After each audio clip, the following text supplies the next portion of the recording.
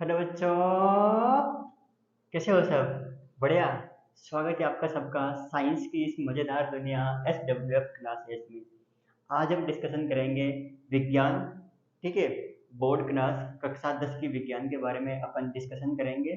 और इस क्लास में, इस सेशन में आपको क्या क्या मिलेगा, मैंने ऑलरेडी यहाँ पे, जैसे कि आप बोर्ड पे इंटरफेस देख रहे हैं, वीडियो लेक्चर मिलेंगे आपको। कंप्लीट वीडियो लेक्चर, जितने भी आपके वीडियो बनेंगे पूरे सिलेबस में, सारे के सारे वीडियो लेक्चर आपको प्रोवाइड करवाएंगे। इसके साथ साथ प्रॉपर नोट्स। ठीक है, क्योंकि वीडियो से नोट्स बनाना थोड़ा सा टफ होता है, या फिर ठीक है बन भी जाते हैं तो वो प्रॉपर नहीं होते हैं। ठीक है, वो शॉर्ट नोट्स होते हैं जो कि फास्ट ट्रैक रिवीजन में काम आते हैं। तो प्रॉपर तरीके से नोट्स भी आपको यहाँ पे मिलेंगे। और important questions for board exam के लिए जो इम्पोर्टेंट क्वेश्चंस होंगे, चाहे वो राजस्थान बोर्ड हो, चाहे वो किसी अदर स्टेट का बोर्ड हो, ठीक है, इसके लिए भी आपको यहाँ पे प्रॉपर क्वेश्चंस, जो इम्पोर्टेंट क्वेश्चन है वो इम्पोर्टेंट क्वेश्चन आपको प्रोवाइड करवाए जाएंगे। इसके साथ साथ आपको एमसीक्यूज यहाँ पे मिलेंगे, मल्टीपल चॉइस क्वेश्चंस जो आपको मिलेंगे, एमसीक्यूज फॉर कॉम्पिटिटिव एग्जाम।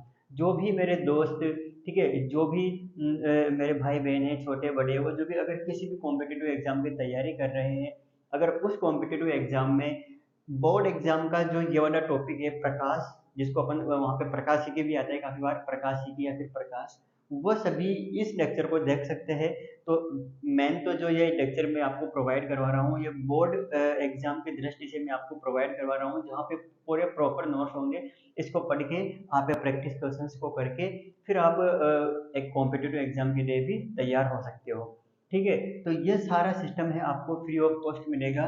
तो आपके मन में डाउट नहीं आना चाहिए कि फ्री एजुकेशन, पता नहीं इसमें क्वालिटी है कि नहीं है। पर आप हम पे एक बार विश्वास करो, हम पे एक बार वीडियो करो, और हम आपके विश्वास पर पूरा खरा उतरेंगे।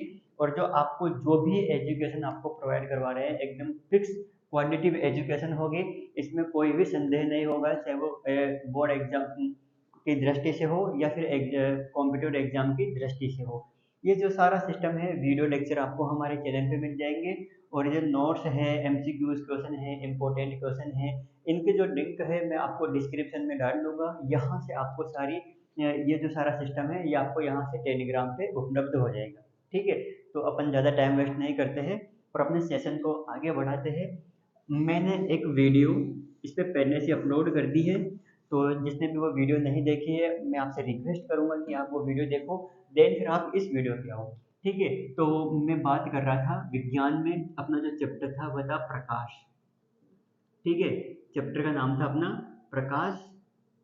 ठीक है, प्रकाश अपवर्तन तथा परावर्तन, या फिर प्रकाश परावर्तन तथा अपवर्तन। इसमें अपन ने जो पिछली वीडियो थी उसमें अपन ने पढ़ा था कि प्रकाश हमें वस्तुओं को दृश्यमान बनाता है। और जो प्रकाश होता है, यह वस्तुओं को दृश्यमान कैसे बनाता है, प्रकाश के एक घटना थी परावर्तन के बारे में अपन ने अध्ययन किया था। उसमें अपन ने पढ़ा था कि जो प्रकाश है, यहाँ से किसी भी स्रोत से अगर प्रकाश की किरण उत्पन्न हो रही है, तो यह यहाँ पे किसी भी परावर्तक सतह से टकराकर वापिस से उसी माध्यम में मुड़ जाती है। प्रकाश की इस घटना को मैंने परावर्तन नाम दिया था। आने वाली जो किरण है वो तो आपतित किरण, और जो जा रही है वो परावर्तित किरण। और जो यहाँ पे ये पेंटेड सरफेस है, ठीक है, पॉलिश्ड, जो अपन ने पेंटेड जो सतह है, इसको नाम दिया था परावर्तक सतह। जिस बिंदु पर परावर्तन हो रहा है वो परावर्तक बिंदु। इस परावर्तक सतह पर परावर्तन बिंदु से यहाँ पे 90 डिग्री के कोण पर, समकोण पर अपन ने एक रेखा खींची थी, इसका नाम था अभिलंब। ठीक है, और फिर ये जो अभिलंब है अपना, यह आपतित किरण के साथ जो एंगल बनाता है, जो कोण बनाता है, वो होता है आई। और परावर्तित किरण के साथ जो कोण बनाता है वो होता है आर। ठीक है, इसका नाम होता है आपतन कोण, और यह होता है परावर्तन कोण। ठीक है, इसके बाद अपन ने परावर्तन के नियम देखे थे कि आपतित किरण, परावर्तित किरण और अभिलंब तीनों एक ही तल में होते हैं। इसके जो और दूसरा नियम था कि आपतन कोण परावर्तन कोण के बराबर होता है। ठीक है, यहाँ से एग्जाम में क्वेश्चन आते हैं, और कॉम्पिटेटिव एग्जाम में कैसे क्वेश्चन आते हैं, वो ऐसे क्वेश्चन आते हैं। ऐसे क्वेश्चन आपको प्रैक्टिस शीट में भी आपको देखने को मिलेंगे कि ये कोई भी है, परावर्तन हो रहा है, यहाँ से ये अभिलंब है। ठीक है, अगर कोई भी किरण इतने डिग्री से आपतित होती है, इतने डिग्री कोण पर, यहाँ पे दे दिया आपको 30 डिग्री के कोण पर आपतित होती है, तो जो परावर्तित किरण है वह इस सरफेस के साथ, ये कोण नहीं दे रखा, इस सरफेस के साथ कितना डिग्री का कोण बनाएगी वो आपको बताना है। तो देखो अभी अभी आपको बताया कि आपतन कोण परावर्तन कोण के बराबर होता है, तो ये 30, तो ये भी कितना हो जाएगा 30। और जो अभिलंब होता है ये इसके साथ कितने डिग्री के कोण पर रहता है 90 डिग्री 90 डिग्री के। तो ये जो कोण है आपका ये कोण है ये 90 का है, इसमें से ये ऊपर का 30 का हो गया, तो ये कितना हो जाएगा 90 minus 30, 90 minus 30 is equal to 60 degree. तो ऐसे ही इधर उधर के ये जो पूरे चार कोण हैं, एक तो ये एक ये और दो आपतन और परावर्तन कोण, ठीक है। तो यहाँ से क्वेश्चंस पूछे जाते हैं बार बार, और काफी घुमा फिरा के बस इन्हीं से इन चार क्वेश्चन जो चार कोण हैं यहीं से क्वेश्चन पूछे जाते हैं, ठीक है।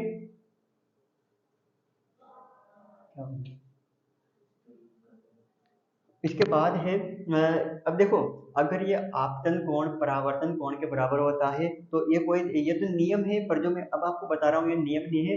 एक कॉम्पिटेटिव एग्जाम के जो मेरे दोस्त है उनको याद रखना है कि जो ये कोण है आपतन कोण जो आपतित किरण है जितना कोण सरफेस के साथ बनाती है, जो ये परावर्तक सतह के साथ बनाती है थीटा, उतना ही कोण परावर्तित किरण है ये इस परावर्तक सतह से के साथ बनाती है थीटा, ठीक है। तो जितना ये होगा उतना ही ये भी होगा, समझ में आ गया। अब देखो अपन आज की अपनी क्लास को आगे कंटिन्यू करते हैं। ये तो अपन ने पिछली क्लास में पढ़ लिया था, एक बार रिवीजन हो गया आपका।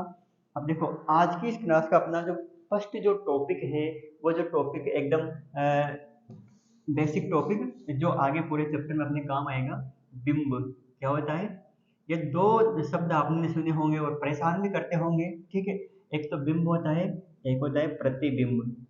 बिंब तो फिर भी कम परेशान करता है, पर प्रतिबिंब बहुत ज्यादा परेशान करने वाला जो टॉपिक है वो है। बिंब तो क्या होता है कि एक ऐसी पारदर्शी सतह, क्या एक ऐसी सॉरी एक ऐसी अपारदर्शी सतह जहां से प्रकाश नहीं गुजरता है, ओपेक ऑब्जेक्ट, ठीक है। एक ऐसी अपारदर्शी सतह जहां से प्रकाश किरणें आपतित होती है, समझ में आ रहा है। एक ऐसी पारदर्शी सतह जहाँ तो एक ऐसी अपारदर्शी सतह जहां से प्रकाश आपतित होता है उसको तो अपन क्या नाम देते हैं बिंब। और प्रतिबिंब क्या होता है कि जहां पर परावर्तन के पश्चात परावर्तित किरणें मिलती है, ठीक है। परावर्तन के पश्चात परावर्तित किरणें जहां पर मिलती है या फिर वहां पे मिलती हुई प्रतीत होती है, तो वो वहां पे क्या बनता है, वहां पे बनता है प्रतिबिंब। समझ में आ रहा है। एक ऐसी यहाँ पे कोई भी ऑब्जेक्ट रखा हुआ है, ये कोई भी ऑब्जेक्ट है, यहाँ से प्रकाश की किरणें आ रही है इधर, ठीक है। यहाँ से प्रकाश की किरणें इधर आ रही है, तो मेरी जो ये अपारदर्शी सतह है ये तो क्या बन जाएगी बिंब। इसको इंग्लिश में बोलते हैं ऑब्जेक्ट, ठीक है, बिंब, ठीक है। और यहाँ से आने वाले प्रकाश की किरणें यहाँ पर कोई भी परावर्तक सतह रखी हुई है, अभी इस परावर्तक सतह के बारे में भी अपन पढ़ेंगे। यहाँ पर कोई भी परावर्तक सतह रखी हुई है, इससे टकराकर जहां पर भी ये परावर्तक जहां पर भी परावर्तन के बाद ये मिलेगी वहां पर जो अपना जो भी यहाँ पे स्ट्रक्चर अपने बनेगी उसको अपन नाम देंगे क्या प्रतिबिंब। क्या नाम देंगे प्रतिबिंब। अब देखो प्रतिबिंब की प्रकृति, प्रतिबिंब दो प्रकार का होता है, एक तो होता है आभासी प्रतिबिंब और एक होता है वास्तविक प्रतिबिंब। बोर्ड एग्जाम के स्टूडेंट्स को और उससे भी ज़्यादा कॉम्पिटिटिव एग्जाम के जो स्टूडेंट को ये आभासी और ये प्रतिबिंब इतना परेशान करता है, इतना परेशान करता है। आभासी प्रतिबिंब एक होता है वास्तविक प्रतिबिंब, ठीक है। ये दोनों शब्द है, ये बोर्ड एग्जाम वाले स्टूडेंट्स को भी बहुत परेशान करते हैं, क्योंकि यहाँ से इस टॉपिक से आपके 1 मार्क्स का क्वेश्चन भी आता है। तो ये यही चाहता है कि प्रतिबिंब की प्रकृति क्या होगी, आभासी होगा कि फिर वास्तविक होगा, ठीक है। अब कब तो आपका प्रतिबिंब आभासी होगा, कब आपका प्रतिबिंब वास्तविक होगा, इसके लिए देखना एकदम सीधी सीधी शॉर्टकट ट्रिक है। आपको कुछ याद नहीं रखना है, बस समझना है और सीखना है। आज की पूरी क्लास अपने इसी पर बेस होगी। अपन कोशिश करेंगे कि ये वास्तविक और जो आभासी वाला जो सिस्टम है इसी को खत्म कर देना, ठीक है। तो मैंने समझाया कि जहां से प्रकाश की किरणें आती है वो तो होता है बिंब, और परावर्तन के पश्चात जहां प्रकाश किरणें आपस में काटती है या फिर काटती हुई प्रतीत होती है, मैं दो बातें बता रहा हूँ। या तो परावर्तित किरणें काटती है, ठीक है, परावर्तित किरणें काटती है, ठीक है, काटती है, या फिर काटती हुई प्रतीत होती है, ठीक है, काटती हुई प्रतीत होती है, तो फिर वहां पे क्या बनता है, प्रतिबिंब बनता है। अब देखो, अगर अगर परावर्तित किरणें आपस में काटती है, अगर परावर्तित किरणें आपस में काटती है, इसका मतलब है कि वहां पर कौन सा प्रतिबिंब बनेगा, वास्तविक प्रतिबिंब बनेगा। अगर परावर्तित किरणें काटती हुई प्रतीत होती है, काटती नहीं है, काटती हुई प्रतीत होती है, तो वहां पर बनेगा मेरा आभासी प्रतिबिंब, ठीक है, वहां पर बनेगा आभासी प्रतिबिंब। इसकी एक और भी अपन देखेंगे, ठीक है, अभी इसके बाद अपन जो टॉपिक पढ़ेंगे दर्पण, वो वहां पर देखेंगे। वहां पर तो अपन को ये भी नहीं देखना पड़ेगा कि कब तो काट रही है कब नहीं काट रही है, स्थिति को देख के एक डायग्राम से सारा कंसेप्ट क्लियर। तो ये बिंब और प्रतिबिंब का जो कंसेप्ट है वो तो आपको समझ में आ गया होगा। एक अपारदर्शी वस्तु जहां से प्रकाश किरणें आती है वो तो बिंब, और परावर्तन के पश्चात जहाँ पे काटती है या काटती हुई प्रतीत होती है वो प्रतिबिंब। नोट्स में प्रॉपर डेफिनेशन आपको वहाँ पे प्रोवाइड करवा दी जाएगी, ठीक है। यहाँ से आप पूरे कंसेप्ट को समझो, सीखो, और नोट से आप पढ़ो, और जो प्रैक्टिस क्वेश्चन है उनको भी करो।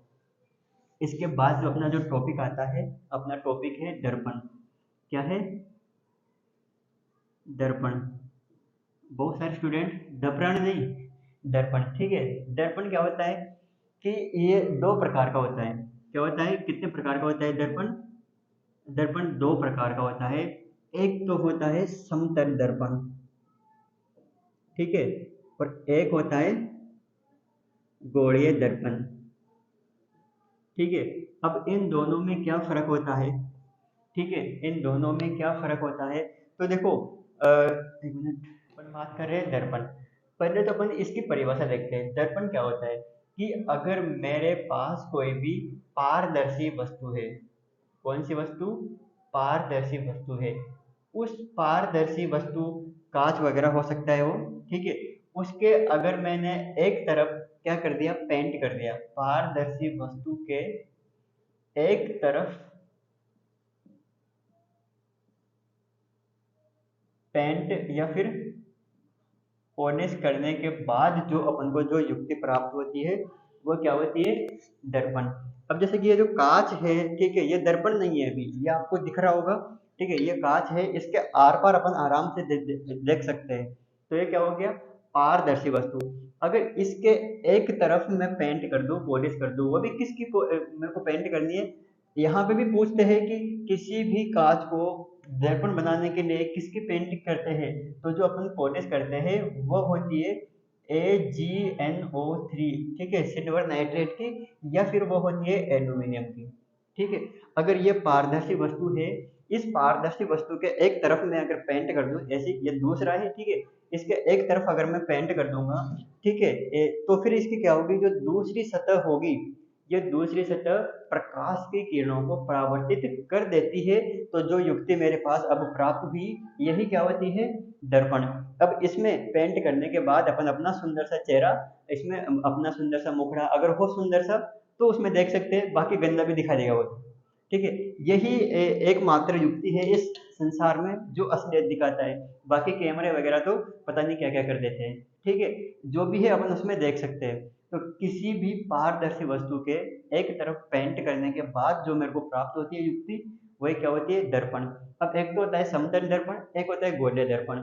अगर मैं जिस भी पारदर्शी वस्तु के पेंट कर रहा हूँ, अगर वो सीधी सीधी है, ठीक है, अगर वो ऐसी समतल है, कहीं पर भी मुड़ी हुई नहीं है, फिर मैं अगर इसके एक तरफ पेंट कर दूं, तो फिर वो क्या बन जाएगा, समतल दर्पण। अगर ये मुड़ी हुई है, ठीक है, अगर ये ऐसी है, ठीक है, अगर ये ऐसी है कोई भी पारदर्शी वस्तु, अब इसके अगर मैं एक तरफ पेंट कर दूं, मैं अगर इस इधर पेंट कर दूं, तो जो इधर की सतह है वो पारदर्शी, वो परावर्तक बन जाएगी, और अगर इधर पेंट कर दूं तो इधर की सतह परावर्तक बन जाएगी। तो फिर ये क्या होता है, कोई भी गोलीय दर्पण, ठीक है। हाँ, तो अपन बात कर रहे थे जो समतल दर्पण क्या होता है, कि अगर एक ऐसी मेरे पास समतल सतह है, इसके एक तरफ अगर मैं पेंट कर दूं, ये साइन किसको रिप्रेजेंट करता है, मैंने इस पे पेंट कर दी, तो इसकी ये वाली जो सतह है वह क्या बन जाएगी, परावर्तक सतह बन जाएगी। और इस युक्ति को मैं क्या नाम देता हूँ, समतल दर्पण। इससे बनने वाला जो प्रतिबिंब होता है उसकी प्रकृति देखना। इसमें अपन को ज्यादा याद नहीं करना, बस इतना है कि किसी भी समतल सतह के एक तरफ पेंट करने के बाद दूसरी सतह होती है वह परावर्तक सतह बन जाती है, और इससे जो भी प्रतिबिंब बनता है, ठीक है, जो भी इससे प्रतिबिंब बनता है, वो जो प्रतिबिंब क्या होता है, एक तो होता है वो आभासी, ठीक है, प्रतिबिंब होता है आभासी, और इसके साथ साथ वो होता है जितने साइज का मेरा बिंब होगा उतनी ही साइज का क्या होगा, प्रतिबिंब होगा, ठीक है। तो समान साइज का होगा वो, और इसके साथ साथ वो क्या होता है, जितनी दूरी पर मेरा बिंब होगा उतनी ही दूरी पर प्रतिबिंब होगा, समान दूरी पर होगा, ठीक है, समान दूरी पर होगा। इससे प्रतिबिंब कैसे बनता है देखना, ये तो है मेरा कोई भी समतल, ये दर्पण, यहाँ पे है इसका अक्ष, ठीक है, यहाँ पे है इसका अक्ष। अब यहाँ पे कोई भी मेरा ऑब्जेक्ट रखा हुआ है, बिंब रखा हुआ है, ये क्या है, कोई भी ऑब्जेक्ट या कोई भी बिंब रखा हुआ है।